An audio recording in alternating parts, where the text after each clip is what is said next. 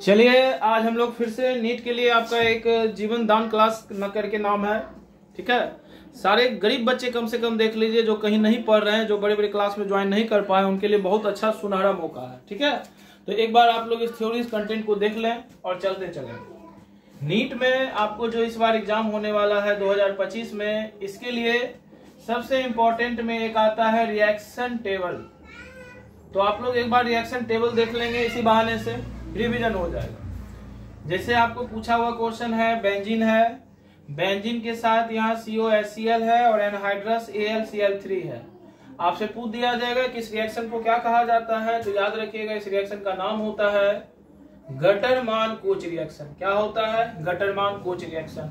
तो आप लोग एक नजर से देखते चल जाएंगे, डायरेक्ट रिएक्शन मिलाने के लिए भी देता है और ये सब रिएक्शन को आप लोग देख लेंगे, समय कम है। RC double bond OCH3 plus NaOH, इस रिएक्शन को क्या कहा जाता है? तो हेलोफॉर्म रिएक्शन कहा जाता है। क्या कहा जाता है? हेलोफॉर्म रिएक्शन कहा जाता है। आप रिएक्शन देखते चलेंगे।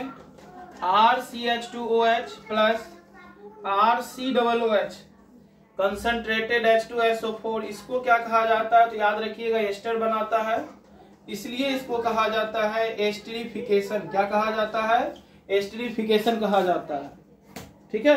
तो चलते चलते हैं हम लोग देखते चलेंगे इसको क्या कहा जाता है, एस्टरिफिकेशन कहा जाता है। नेक्स्ट पर आते हैं, आप लोग देखते चलिए, सारे इंपॉर्टेंट रिएक्शन है, आप लोग एक नजर देखकर इसको रिवाइज कर लीजिएगा। RCH2COOH और फिर प्लस क्या है आपका H2 के साथ रेड फास्फोरस के प्रेजेंस में, और आपसे पूछा गया है कि ये कौन सा रिएक्शन है, तो हेलो-वोलार्ड-जेनलिस्की रिएक्शन है। कौन सा रिएक्शन है? हेलो-वोलार्ड-जेनलिस्की रिएक्शन है, आप इसको याद रखिएगा, ठीक है। यहाँ से H2 आपका होता है। अब चलिए इसको आप लिख लीजिएगा, ठीक है। रिएक्शन आप देखते चलिए, ये रिएक्शन से आपका क्वेश्चन रहता ही रहता है। चलिए अब आते हैं हम लोग नेक्स्ट पे, अगले रिएक्शन पे चलते हैं। तो पहले हम लोग जो इंपॉर्टेंट रिएक्शन है, इस रिएक्शन का एक बार टेबल हम लोग देख लेंगे। आते हैं 5 नंबर पे, ये बहुत इंपॉर्टेंट है, alkyl halide plus sodium dry ether. तो ये क्या होगा आपको पता है? Wurtz reaction. क्या होगा? शेर शेरनी। तो ये आपका ऊर्ज रिएक्शन हो जाएगा, ठीक है। क्या हो जाएगा? ऊर्ज रिएक्शन, हाइड्रोजन की जगह क्लोरीन ब्रोमीन। अब यहां से कुछ क्वेश्चंस आता है, कभी याद रखिएगा कि ऊर्ज रिएक्शन में क्या होता है, सिमिलर डबल प्रोडक्ट्स बनता है। क्या बनता है? 2 गुना प्रोडक्ट्स बनता है जो रिएक्टेंट में होता है। जो रिएक्टेंट होता है उसका प्रोडक्ट क्या बनता है? डबल बनता है। अब आपसे एग्जाम में एक बार पूछा हुआ है ऊर्ज रिएक्शन से रिलेटेड कि ऊर्ज रिएक्शन का कौन सा प्रोडक्ट संभव नहीं है। तो ऊर्ज रिएक्शन का प्रोडक्ट हमेशा किस नंबर में होगा? इवन नंबर में। अब कौन सा संभव नहीं है? जैसे मान लीजिए कह देगा कि ऊर्ज रिएक्शन से कौन सा प्रोडक्ट पॉसिबल नहीं है? इथेन पॉसिबल नहीं है, ब्यूटेन पॉसिबल नहीं है, पेंटेन पॉसिबल नहीं है, एंड लास्ट हेक्सेन पॉसिबल नहीं है। तो आंसर क्या होगा? पेंटेन, क्योंकि पेंटेन में कितना कार्बन होता है? 5, और ऑड नंबर नहीं होना चाहिए, यानी विषम संख्या नहीं होना चाहिए, याद रखिएगा। अब आते हैं ऊर्ज रिएक्शन के ही टाइप को थोड़ा सा देखते हैं, याद रखिएगा आप लोग। एक होता है फिटिंग रिएक्शन और एक आपका होता है ऊर्ज फिटिंग रिएक्शन, ठीक है। बढ़िया से देख लें, एक आपका क्या होता है? फिटिंग रिएक्शन, एक होता है ऊर्ज फिटिंग में क्या होता है याद रखिएगा, केवल एराइल हैलाइड का रिएक्शन सोडियम के साथ ड्राई ईथर में कराया जाता है और यहाँ 2 लगा दो। और ऊर्ज फिटिंग में क्या होता है? एराइल हैलाइड का मिक्सचर एल्काइल हैलाइड के साथ होता है। याद रखिएगा इस टॉपिक को, पूछता है एराइल हैलाइड एल्काइल हैलाइड का मिक्सचर ऊर्ज फिटिंग और केवल एराइल हैलाइड फिटिंग रिएक्शन। जैसे मान लीजिए एग्जाम में आपसे दे दे कि बेंजीन के साथ Cl प्लस CH3Cl किसका एग्जाम्पल है, तो ऊर्ज फिटिंग का है, और केवल बेंजीन के साथ Br दे दे और Na वगैरह जो भी हो, तो ये किसका है? Fitting reaction. तो याद रखिएगा कि अगर खाली aryl compound fitting, aryl alkyl Wurtz fitting और एल्काइल सिर्फ रहे तो ऊर्ज रिएक्शन, याद रखिएगा। यहाँ से क्वेश्चन बनता है। आगे चलते हैं हम लोग, अगले पड़ाव की ओर चलते हैं। क्वेश्चन आप लोग देखते चलिए, काफी अच्छा क्वेश्चन आपके लिए आज लेकर हम आए हैं। और निश्चित रूप से इसको करने के बाद आपको नीट में काफी फायदा होगा, बहुत ज्यादा फायदा होगा। लगभग आप रख लीजिए केमिस्ट्री के 45 क्वेश्चन में आप यहाँ से 20 क्वेश्चन कर लेंगे, ये मेरा गारंटी है। R के साथ NH2 plus CaCl3 plus 3KOH। जब आपसे पूछ दिया गया यहाँ RNC बनता है, एल्काइल आइसोसाइनाइड बनता है, प्लस 3KCl बनता है, प्लस 3H2। ये रिएक्शन कौन सा है? तो याद रखना शेर शेरनी कार्बाइल एमीन रिएक्शन है ये। और याद रखना है ये किसके टेस्ट के लिए यूज किया जाता है? तो 1 डिग्री एमाइन के टेस्ट के लिए। किसके लिए यूज किया जाता है? 1 डिग्री एमाइन के लिए। तो याद रखना है रिएक्शन के आपको सेटिंग को कि कौन सा रिएक्शन कहाँ है। अगला चलते हैं हम लोग एल्डोल रिएक्शन। तो एल्डोल रिएक्शन आपको याद है अल्फा हाइड्रोजन के प्रेजेंस में होता है, जिसमें भी अल्फा हाइड्रोजन है। ठीक है, अल्फा हाइड्रोजन किसको कहते हैं एक बार बता देते हैं। C डबल बॉन्ड O के बगल वाले कार्बन को क्या कहा जाता है? Alpha carbon. और इस पर जो हाइड्रोजन प्रेजेंस है, उपस्थित है, इसी हाइड्रोजन को क्या कहा जाता है? Alpha hydrogen. क्या कहा जाता है? Alpha hydrogen. तो अल्फा हाइड्रोजन के प्रेजेंस में क्या होगा? Aldol reaction. याद रखना है किसके प्रेजेंस में होगा? अल्फा हाइड्रोजन के प्रेजेंस में एल्डोल रिएक्शन आपका होगा, याद रखिएगा।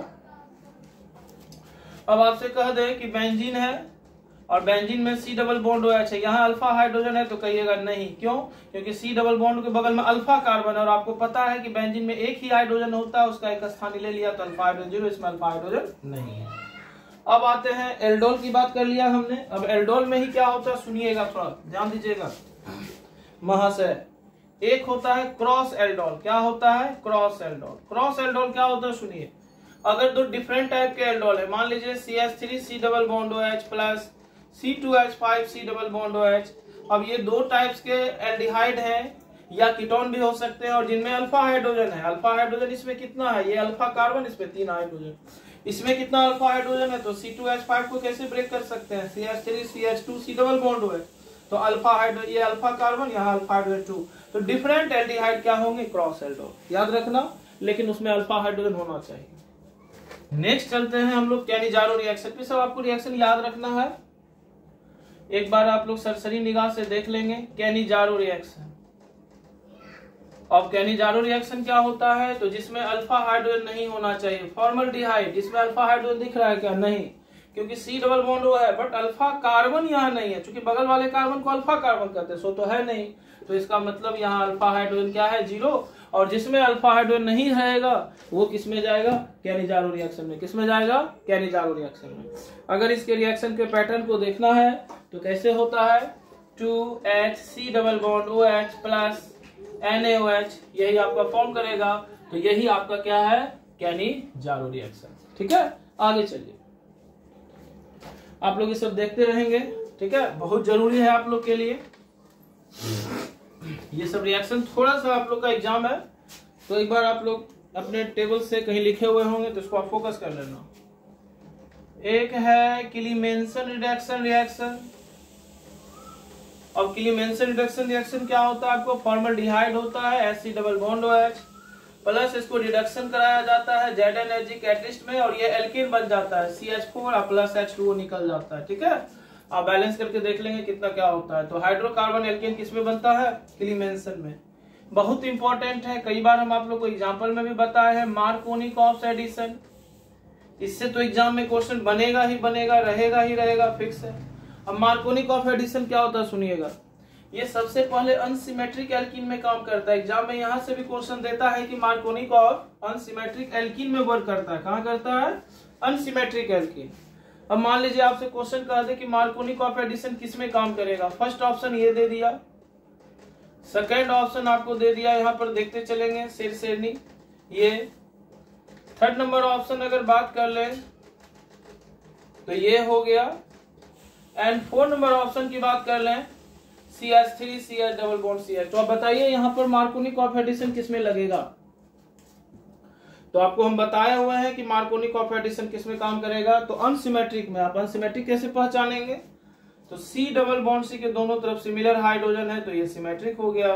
C डबल बॉन्ड C के दोनों तरफ CH3 है, ये भी सिमेट्रिक हो गया। C डबल बॉन्ड C के इधर C2H5 है, ये भी सिमेट्रिक हो गया। और C डबल बॉन्ड C के इधर CH3 है, इधर H2 या H है, दोनों अलग अलग है, अनसिमेट्रिक। यानी मार्कोनिकॉफ एडिशन कहाँ काम करेगा? 4 नंबर में।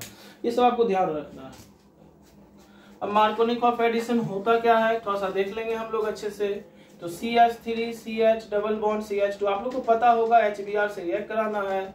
Br आपको कहाँ जाएगा, ज्यादा स्टेबल कार्बोकेटाइन के पास, और H या जिसके पास हाइड्रोजन कम है तो CH3 CH Br double break हो जाएगा सिंगल में, ये मार्कोनिक हो गया। इसी प्रकार से क्वेश्चन पूछता है, आप लोग इसके पैटर्न को देख लेंगे। अब इसी में आता है एंटी मार्कोनिक ऑफ, याद रखना है एंटी मार्कोनिक ऑफ एडिशन। ये क्या होता है, तो ये होता है परऑक्साइड, और परऑक्साइड पहचानने का है कि O2 जिसमें लगा हुआ रहे, उल्टा हो जाता है, मार्कोनिक का उल्टा है। मान लीजिए CH3 CH double bond CH2 HBr, और यहाँ पर आपको दे दिया गया है परऑक्साइड, क्या होगा Br अब उल्टा हो जाएगा, जहां पहले जाता था मार्कोनिक में उसके उल्टा, यानी Br वैसे कार्बन के पास जाएगा जिसके पास हाइड्रोजन ज्यादा या लेस स्टेबल कार्बोकेटाइन, ये 1 डिग्री और ये 2 डिग्री, तो Br उल्टा होगा। तो CH3 CH2 double break single में हो जाएगा CH2 Br, ये हो गया आपका एंटी मार्कोनिक। और याद रखना है एंटी मार्कोनिक आपको हमेशा परऑक्साइड के प्रेजेंस में होता है। पूरा धुआं धुआं कर देना है इस बार नीट में, किसी भी प्रकार का कोई दिक्कत नहीं होगा। चलिए अब हम लोग आगे की ओर बढ़ते हैं, अगला पड़ाव में देखते हैं एक रिएक्शन। और आप लोग रिएक्शन तो ऐसे बहुत ज्यादा है, लेकिन आप लोग को जो लगता है एक बार देख लीजिएगा खुद से भी, लेकिन जो हम बताएं एक बार इसको अच्छे से देख लीजिएगा। एक है विलियमसन ईथर सिंथेसिस रिएक्शन, यहां से क्वेश्चन बहुत आ रहा है अभी, तो एक बार देख लेंगे। जैसे आपका दिया गया है देख लेना है ROR प्लस HX, तो क्या बनेगा, तो ROH प्लस RX। इसका मतलब है कि ये हैलाइड हमेशा SN2 मैकेनिज्म दिखाता है और लेस स्टेबल कार्बोकेटाइन के पास हमेशा जाकर जुड़ता है, तो आप इस चीज को याद रखिएगा। जैसे मान लीजिए क्वेश्चन दे दिया गया CH3 CH3 CH3 OCH3 plus HBr, अब आपसे क्या बनेगा, तो याद रखिएगा ज्यादा स्टेबल है तो उसके पास O जाकर जुड़ जाएगा, और क्या बन जाएगा ये CH3 CH3 OH प्लस क्या बन जाएगा CH3 Br। तो याद रखिएगा ये सब छोटा छोटा कॉन्सेप्ट आपके लिए बहुत बड़ा बन जाएगा एग्जाम में, और यहां से क्वेश्चन आता है। ठीक है, चलिए नेक्स्ट पे आते हैं। अब नेक्स्ट पे हम लोग चलते हैं। थोड़ा बहुत कुछ टॉपिक्स को आपको ध्यान में रखना है, जो टॉपिक्स आपके लिए काफी इंपॉर्टेंट है। आप लोग थोड़ा सा जो है देख लीजिएगा, टॉपिक हम थोड़ा सा चेंज कर रहे हैं। इंपीरिकल फॉर्मूला बनाने के लिए सीख लीजिएगा। आप लोग को आता होगा इंपीरिकल फॉर्मूला कैसे बनता है, तो इंपीरिकल फॉर्मूला बनाने के लिए आपको आना चाहिए। जैसे मान लीजिए क्वेश्चन है कार्बन 78% है और हाइड्रोजन कितना परसेंट है, 22% है, तो इसका इंपीरिकल फॉर्मूला आपको बनाना है, जो कि आपके मूल कॉन्सेप्ट चैप्टर का है। तो इंपीरिकल फॉर्मूला आप लोग को बनाने आता होगा, आप लोग बना लीजिएगा। कैसे बनाते थे तो याद होगा, कार्बन है, हाइड्रोजन है, परसेंटेज है 78 22, फिर मास है उसका 12 है, 1 है, फिर 78/12 करते थे, 22/11 करते थे, और फिर सिंपलेस्ट रेशियो से डिवाइड करके आप आंसर निकाल लेते थे। तो इंपीरिकल फॉर्मूला का टॉपिक आप देख लीजिएगा, यहां से क्वेश्चन आएगा। फिर टिंडल इफेक्ट, याद रखिएगा टिंडल इफेक्ट कहाँ दिखाया जाता है, तो आपको पता है टिंडल इफेक्ट कोलाइडल सॉल्यूशन में होता है। कहाँ होता है, कोलाइडल सॉल्यूशन में। और ट्रू सॉल्यूशन कभी टिंडल इफेक्ट नहीं दिखाता है, ट्रू सॉल्यूशन कभी टिंडल इफेक्ट को पास नहीं करता है। तो इस चीज को आप देख लीजिएगा थोड़ा सा कि कौन ट्रू सॉल्यूशन में आता है। जैसे शुगर क्या है आपका, ट्रू सॉल्यूशन है और ये टिंडल इफेक्ट को कभी दिखाएगा नहीं। और स्टार्च क्या है आपका, कोलाइडल सॉल्यूशन है, इसलिए टिंडल इफेक्ट को पास ये करेगा आसानी से। तो ये सब टॉपिक है, आप लोग एक बार इसको देखते चलेंगे। ठीक है, चलिए आगे बढ़ते हैं। ये सब क्वेश्चन है जो आपके एग्जाम में पूछा जाएगा और पूछा जाता है, कई बार पूछा हुआ क्वेश्चन है। तो आप लोग को जो जो बोल रहे हैं सब क्वेश्चन थोड़ा सा प्रैक्टिस में कर लें। ठीक है, बॉन्डिंग एंथैल्पी देख लीजिएगा। बॉन्डिंग एंथैल्पी क्या होता है बताओ, तो आपको पता होना चाहिए कि ऊपर से नीचे फ्लोरीन क्लोरीन ब्रोमीन आयोडीन, छोटा साइज का बॉन्डिंग एंथैल्पी ज्यादा होता है तो बॉन्डिंग एंथैल्पी RF का ज्यादा, फिर Cl, फिर RBr, फिर Ri। तो याद रखिएगा ये सब क्वेश्चन यहाँ से बनता है। तो थोड़ा बहुत बॉन्डिंग एंथैल्पी, आयोनाइजेशन एंथैल्पी, आप लोग electron gain enthalpy, electron gain enthalpy, electron negativity, ठीक है, इलेक्ट्रॉन निगेटिविटी, ये सब टॉपिक को आप लोग देख लेंगे। जैसे नोबल गैस के फैमिली में जो है helium, neon, argon, krypton, xenon और रेडॉन, इसके फंक्शन को थोड़ा सा आप लोग देख लीजिएगा कि जैसे नियॉन नोबल गैस के बारे में क्वेश्चन देता है, आर्गन के बारे में देता है, जेनॉन के बारे में देता है, तो ये सब चीज थोड़ा सा आप देख लीजिएगा कि इसका, ठीक है, तो इसके बारे में आप लोग थोड़ा सा देख लीजिएगा। आप लोग को टॉपिक थोड़ा सा हिंट करते जा रहे हैं क्योंकि समय उतना है नहीं जो आप लोग उतना, ठीक है। हेलोजिनेशन आप लोग को पता है, हेलोजिनेशन प्रोसेस आप लोग को कई बार बता रहे हैं, इंपॉर्टेंट है, बहुत ट्रेंडिंग टॉपिक है। हेलोजिनेशन आ सकता है, जैसे मान लीजिए क्वेश्चन है बेसिक बेंजीन के साथ CH3 प्लस Cl2 क्या बनेगा, तो ये बन जाएगा आपका बेंजीन के साथ CH2Cl, कोई डाउट नहीं होगा। अब यही मान लीजिए अगर रहता बेंजीन के साथ CH3 plus access of quantity CCl2, ठीक है, तब क्या होता, तो ये सारा यहां से हट जाता और बन जाता CCl3। तो याद रखिएगा हेलोजिनेशन प्रोसेस क्या होता है, और सेटजेप रूल से चलता है, 3 डिग्री ज्यादा, 2 डिग्री, फिर 1 डिग्री, यहाँ कॉन्सेप्ट काम करता है, याद रखिएगा, ठीक है। आगे बढ़ते हैं, अगले क्वेश्चन की ओर चलते हैं। अब आप लोग थोड़ा सा ये देख लीजिएगा, सभी से रिक्वेस्ट है, hyper conjugation topic, hyper conjugation topic जैसे 3 डिग्री कार्बोकेटाइन, 2 डिग्री, 1 डिग्री, इसके लिए होता है minus I effect, plus I effect, ठीक है। तो ये सब आप देख लीजिएगा थोड़ा सा कि यहाँ से जरूरी क्वेश्चन है, आता ही आता है, ठीक। तो चलिए हम लोग कुछ क्वेश्चन और लेकर आए हैं।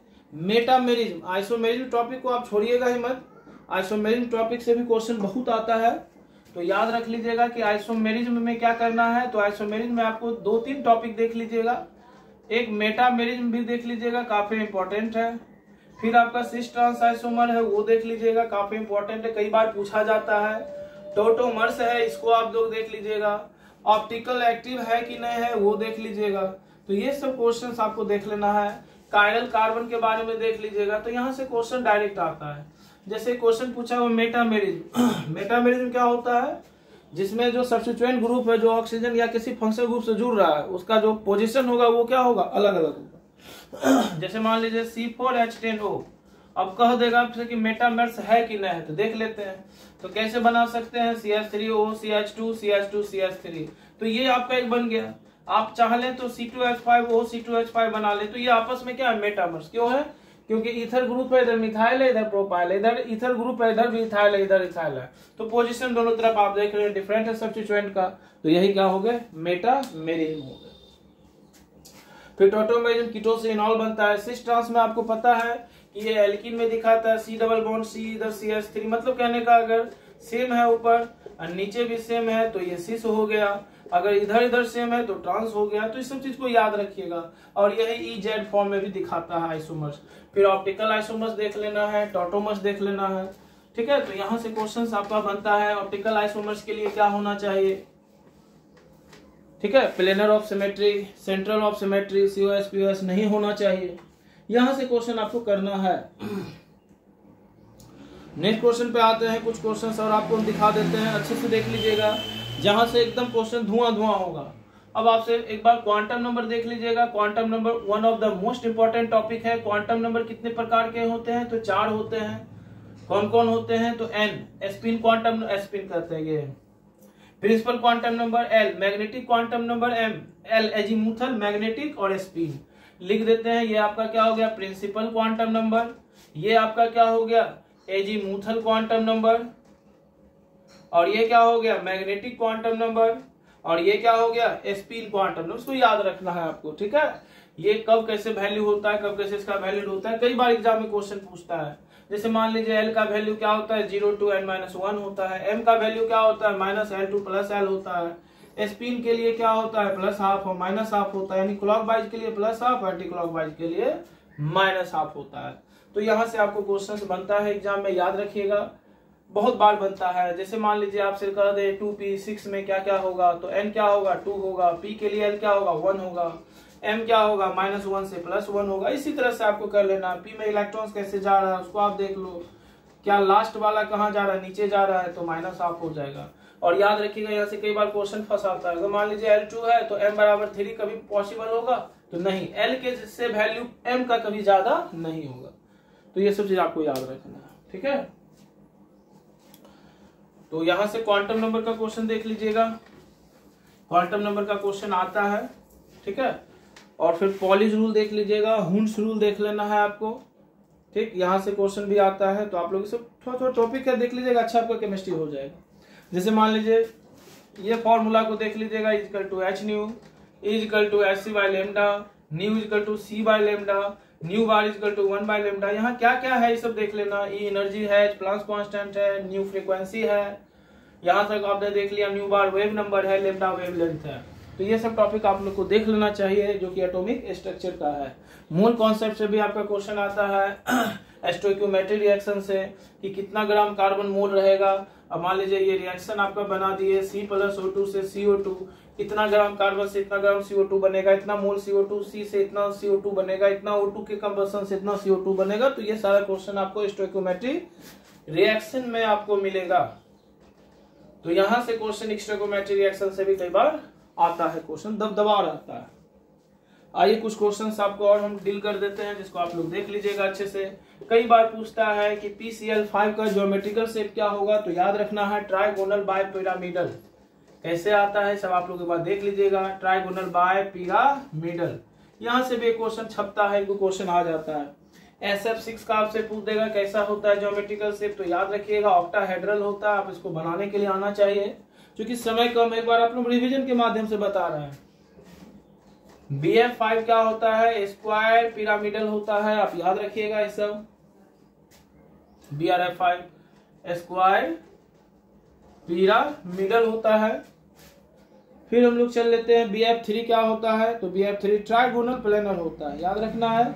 BF3 का क्या होता है, ट्राइगोनल प्लेनर होता है। क्या होता है, ट्राइगोनल प्लेनर होता है, देख लेना इस क्वेश्चन को आता है। CH4 क्या होता है, लाल लाली, टेट्राहेड्रल होता है। बोलो गुड्डा गुड़िया, तो CH4 का क्या होता है, टेट्राहेड्रल होता है।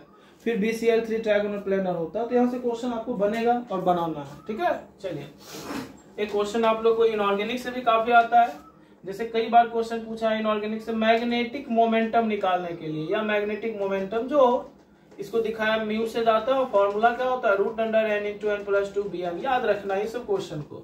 अब आप लोग को पता होना चाहिए मैग्नेटिक मोमेंटम निकालने के लिए n क्या होता है, नंबर ऑफ अनपेयर्ड इलेक्ट्रॉन। क्या होता है, नंबर ऑफ अनपेयर्ड इलेक्ट्रॉन, ये क्या होता है, n होता है। अब यहां से क्वेश्चन करना है आपको। जैसे मान लीजिए पूछ दिया गया है क्वेश्चन आपके एग्जाम में, FeH2O6 3+, इसका मैग्नेटिक मोमेंटम क्या होगा। अब ऑक्सीडेशन नंबर निकाल लो, इसका X H2O 0 होता है, ये +3, तो X का वैल्यू +3 आ गया, Fe पर +3 हो गया। अब ये H2O कैसा लिगेंड है, स्ट्रॉन्ग लिगेंड है या वीक लिगेंड है, तो ये H2O जो है वीक लिगेंड है, तो इस पर कोई इफेक्ट नहीं डालेगा। Fe 26 होता है, 26 के लिए क्या होगा, 3d6 4h2, कितने इलेक्ट्रॉन जाने हैं, 3, तो क्या बचेगा 3d5 4h0। अब D के लिए क्या बनेगा, 5 में आपको कितना इलेक्ट्रॉन डालना है भाई, 6, मतलब डी में कितना होता है, 5 होता है, 1 2 3 4 5, इलेक्ट्रॉन कितना देना है, 5 ही देना है। सब के सब क्या हो गए, अनपेयर्ड हो गए। एन क्या होता है, अनपेयर्ड, एन का वैल्यू कितना हो गया 5, तो लगा दो 5 × 2 7, यानी √35bm, इसको स्क्वायर रूट से बाहर निकाला। तो यहाँ से क्वेश्चन आता है मैग्नेटिक मोमेंटम, आप देख लीजिएगा ये काफी क्वेश्चन आता है आपको, यहाँ से पूछेगा। फिर सॉलिड स्टेट में देख लेना, ब्रेवियस लेटिस का नंबर, SCC में कितना नंबर होता है, तो 1, BCC में एटॉमिक नंबर 2, FCC में कितना होता है 4, कोऑर्डिनेशन नंबर देख लेना 6 8 12, SCP देख लेना, CCP देख लेना, ठीक है। तो ये सब कुछ क्वेश्चंस हैं जो आपके लिए बहुत परेशानी बनेंगे, तो आपको इस सब क्वेश्चन को कर लेना चाहिए, ठीक है। तो इसके बाद भी हम आएंगे और भी क्वेश्चन को लेकर, तो तत्काल के लिए आप ये सब क्वेश्चन को कर लीजिएगा। और कुछ न्यूमेरिकल्स लेकर आएंगे, न्यूमेरिकल्स अभी लेकर हम नहीं आए हैं, न्यूमेरिकल्स भी बताएंगे आपको, ठीक है। थोड़ा सा हम लोग धुआं कर लें कि कोऑर्डिनेशन नंबर में अगर बात कर लीजिए 4 4, फिर 5 और फिर क्या भाई 6 आपको पता होना चाहिए ये वीक लिगेंड की बात है, ठीक है। और ये स्ट्रॉन्ग लिगेंड है, यहाँ से भी नीट एग्जाम में प्रश्न आता है, ठीक। 5 की अगर बात कर ले तो ये जनरल लिगेंड में हो गया, और 6 में भी फिर आपका वीक लिगेंड और स्ट्रॉन्ग लिगेंड, इसमें कोई ज्यादा इंपैक्ट है नहीं। अब वीक लिगेंड की अगर हम लोग बात कर रहे हैं तो इसका जो ज्योमेट्रिकल शेप होता है, एग्जाम में पूछा हुआ क्वेश्चन है कि ज्योमेट्रिकल शेप की अगर हम लोग बात कर रहे हैं तो ज्योमेट्रिकल शेप इसका क्या होता है, टेट्राहेड्रल। क्या होता है, टेट्राहेड्रल। ये क्या होता है, अगर वही रहेगा कोऑर्डिनेशन नंबर तो ये होगा स्क्वायर प्लेनर। क्या होगा, स्क्वायर प्लेनर हो जाएगा। 5 के लिए अगर बात कर लें तो ट्राइगोनल बाय पिरामिडल। ठीक है, इसके लिए क्या होगा, trigonal bipyramidal, trigonal bipyramidal होता है, याद रखना है। और इसके लिए कोऑर्डिनेशन नंबर 6 है, तो दोनों में क्या होगा, ऑक्टाहेड्रल, क्या होगा, ऑक्टाहेड्रल। तो इस चीज को आपको ध्यान में रखना है। ठीक है, तो चलते हैं अब आगे की ओर। अब इसमें थोड़ा सा आप लोग जान लें कि अगर कोऑर्डिनेशन नंबर है, ज्योमेट्रिकल शेप है, हाइब्रिडाइजेशन क्या होगा, तो हाइब्रिडाइजेशन की बात हम लोग कर लेते हैं, ये भी आपका इंपॉर्टेंट में से आता है। अब हाइब्रिडाइजेशन की अगर बात कर लें तो 4 है, तो यहाँ sp3 होगा, अगर स्ट्रॉन्ग लिगेंड होंगे तो dsp2 होगा। यहाँ पर अगर बात कर लें आपका 5 वाले में, तो यहाँ sp3d होगा, और इसमें क्या होगा, sp3d2 होगा, और क्या होगा, d2sp3। तो यहाँ से क्वेश्चन आपका एग्जाम में बनता है, तो आप इसको भी आप लिख लें। ठीक है, क्योंकि यहाँ से एग्जाम में आपका क्वेश्चन नीट में आया हुआ है, तो ये कॉन्सेप्ट डायरेक्ट आपसे एग्जाम में पूछता है। ठीक है, कि किस कंडीशन में क्या होगा। अब हम लोग आगे की ओर चलते हैं। चलिए, अब अगला पड़ाव की ओर चलते हैं। कुछ क्वेश्चंस हैं जो आपके एग्जाम में कई बार आते हैं, जैसे ये वाले कोऑर्डिनेशन आइसोमेरिज्म में से आप उस क्वेश्चन को देख लीजिएगा, कोऑर्डिनेशन आइसोमेरिज्म में। अब जैसे मान लीजिए एक एग्जांपल आपको हम दे रहे हैं, जैसे सपोज दैट CrH2O6, ठीक है, और Cl3। मान लीजिए एक नंबर ये ऑप्शन हो गया हमारा, और सेकेंड नंबर ऑप्शन की अगर बात कर लें, Cr, फिर क्या है, H2O 5, Cl, Cl2, H2O, और आपसे पूछ दिया जाए कि आपस में कौन से आइसोमेरिज्म की तरह वर्क कर रहे हैं, तो याद रखिएगा ये जो आइसोमेरिज्म की तरह वर्क कर रहे हैं ये सॉल्वेट आइसोमेरिज्म है। कौन से आइसोमेरिज्म है, सॉल्वेट। जब H2O को इधर से उधर शिफ्ट किया जाएगा तो इसको क्या कहा जाता है, सॉल्वेट आइसोमेरिज्म। तो इस चीज को याद रखना है आपको। ठीक है, तो इस तरह का होता है। जैसे आपको देख लेना है आयोनाइजेशन आइसोमेरिज्म, आयोनाइजेशन आइसोमेरिज्म इसी से रिलेटेड संबंधित टॉपिक है, एग्जाम में आता है। ठीक है, चलिए इसी में से जैसे अब आपका कोऑर्डिनेशन कंपाउंड में IUPAC नाम भी आता है, ये भी पूछ दिया जाता है। जैसे मान लीजिए K4FeCN6 है, और कहेगा इसका IUPAC नाम लिख देने के लिए क्या होगा, तो आप लोग लिख सकते हैं पोटासियम, पढ़े होंगे आप लोग, हेक्सा साइनोफेरेट, और कितना लिखाएगा यहाँ, 2 लिखाएगा। तो इस तरह की चीजों को आप लोग एक बार देख लेंगे, क्योंकि समय कम है तो IUPAC नाम आप लोग बार देख लेंगे। तो पोटेशियम हेक्सा साइनोफेरेट 2, तो ये IUPAC नाम आपको कोऑर्डिनेशन कंपाउंड का आपको लिख लेना है अच्छे से। ठीक है, चलिए आगे देखते हैं हम लोग कुछ क्वेश्चन को। जैसे कोऑर्डिनेशन कंपाउंड में कुछ क्वेश्चंस हैं जो आपके लिए काफी इंपॉर्टेंट है, आपके लिए बन सकते हैं इंपॉर्टेंट। कोऑर्डिनेशन कंपाउंड में भी आप लोग ज्योमेट्रिकल आइसोमेरिज्म देख लीजिएगा, यहाँ भी सिस ट्रांस होता है, ज्योमेट्रिकल आइसोमेरिज्म देख लीजिएगा कोऑर्डिनेशन कंपाउंड में भी। अब जैसे suppose that CO Cl2 En2 है, अब ये किसका एग्जांपल है, तो याद रखिएगा ज्योमेट्रिकल, इसमें सिस ट्रांस दोनों फॉर्म कर जाता है। अब एक IUPAC नाम है आपका AgNH3 का होल ट्वाइस, और फिर क्या है Ag, और फिर क्या है Cn का होल ट्वाइस। ठीक है, इसका नाम आपको लिखना है, तो आप लिख सकते हैं। इसके लिए 2 के लिए क्या होगा, डायमीन सिल्वर। अब इसका ऑक्सीडेशन नंबर क्या होगा, आप लोग डाल लेंगे, 1 होगा। अब फिर यहाँ क्या होगा, डाइसियन को क्या कहा जाता है, साइनाइडो, साइनाइडो अर्जेंटिनेट यहाँ यूज हो जाएगा। ठीक है, निगेटिव लिगेंड है, और इसका भी ऑक्सीडेशन नंबर 1। तो इस तरह के नोमेनक्लेचर को IUPAC को आप लोग देख लिया कीजिएगा। चलिए आगे बढ़ते हैं कुछ क्वेश्चंस में। K2Cr2O7, सिंपल वाला भी क्वेश्चन देख लेना है कि K2Cr2O7 में क्वेश्चन पूछ देगा कि क्रोमियम का ऑक्सीडेशन नंबर क्या होगा। तो आपको पता है K का कितना होता है +1, ऑक्सीजन का कितना होता है -2, तो ये क्या हो जाएगा +2, क्रोमियम हो जाएगा 2x, ऑक्सीजन हो गया -14, तो ये हो जाएगा -12, 2x equal to +12, x equal to कितना हो जाएगा +6। तो याद रखना ये सब छोटा छोटा टॉपिक आपसे पूछा जाता है। जैसे आपसे पूछ देगा Cr2O7 2-, तो यहाँ क्रोमियम का x मान के यहाँ से भी निकाल लेंगे। तो इस तरह के क्वेश्चन को आप लोग को करते रहना है। तो ऑक्सीडेशन नंबर का कुछ कॉन्सेप्ट देख लेंगे जो कि बहुत जरूरी है। अब जैसे मान लीजिए एक होता है स्कूटर, टीवी, कार में फेंको नहीं तो कुबर जान जाएगा।